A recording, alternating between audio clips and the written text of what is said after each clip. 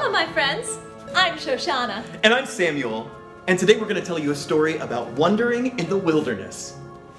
In our village of Nazareth, we recently celebrated the holiday Sukkot. Sukkot is the harvest festival. We're farmers, and we just finished picking all of the grapes, and the dates, and the figs, and now we're picking all of the olives. Oh, Samuel, you should know better than to bite a fresh olive. You'll chip a tooth. Every year we plant and harvest the food. It's hard work, but now we have so much food to eat. Sukkot's also called the Festival of Booths, or tents.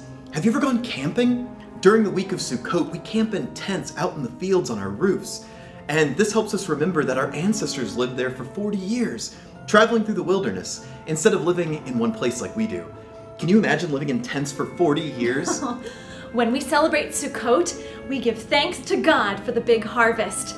Now, I've been hearing a lot about a special holiday that many of you celebrate where you give thanks too. A traveler told me there's a lot of food, like we have during Sukkot, but you have foods we've never heard of before. Things like, turkey?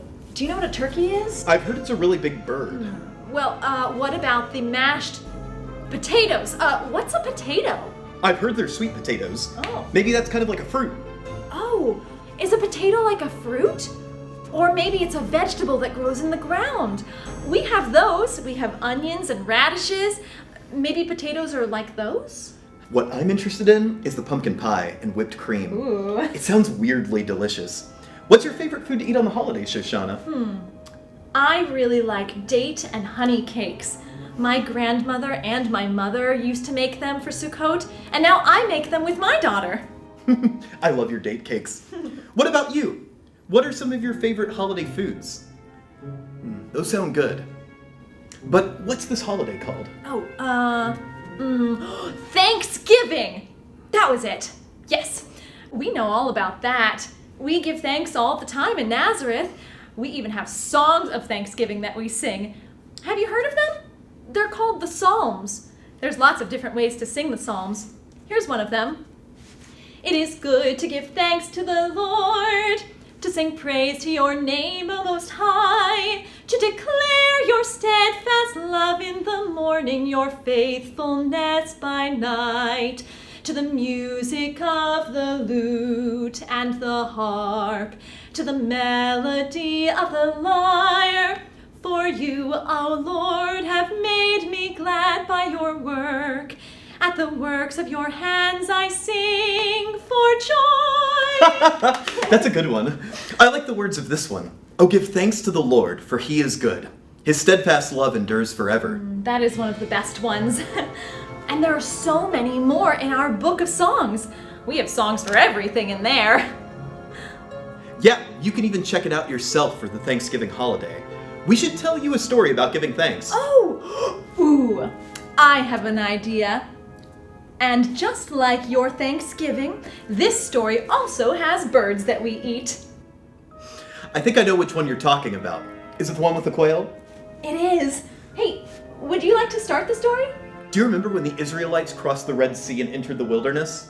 No, I wasn't there. But I know what you mean. They'd finally gotten away from Pharaoh in Egypt and had come into the wilderness. Now, the wilderness is a place where there are no houses, no roads, no stores. It can be kind of scary.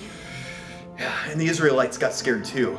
And then they started to complain about being hungry. But God had an answer. He would rain down bread from heaven. It's rain and bread. Hallelujah, it's rain and bread. Oh. God also said in the evening that he would send meat, and in the morning he would send the bread. But it wasn't like any bread that the Israelites had seen before. In fact, when the Israelites saw it, they said, "Manhu," which means, "What is it?" And so they called it manna. How crazy is that? The bread is called "What is it?" Well, I know what it was. You do? It was light and flaky and tasted kind of like honey. Nah. And God gave them enough for each day, and enough for 2 days at the end of the week, so that they could rest and have something to eat. And he gave them manna and meat for 40 years. That might even be older than your parents. Oh, and even a long time later, we still remember how God gave our ancestors food when they were in the wilderness. We're thankful just like they were, though sometimes we still complain. Do you ever complain or say that you don't like something? We all complain sometimes, but we should also remember to be thankful for what we have. The Israelites kept some manna in a special jar so that they would never forget that God had given them food when they were hungry. Oh, speaking of which, all this talk of Thanksgiving and manna is making me hungry. We should go get lunch. That sounds good. And we can talk about what we're thankful for. Can you tell your mom and dad what you're thankful for? I bet they'd love to hear it. Well, thank you for joining us for Storytime, and happy Thanksgiving! Shalama!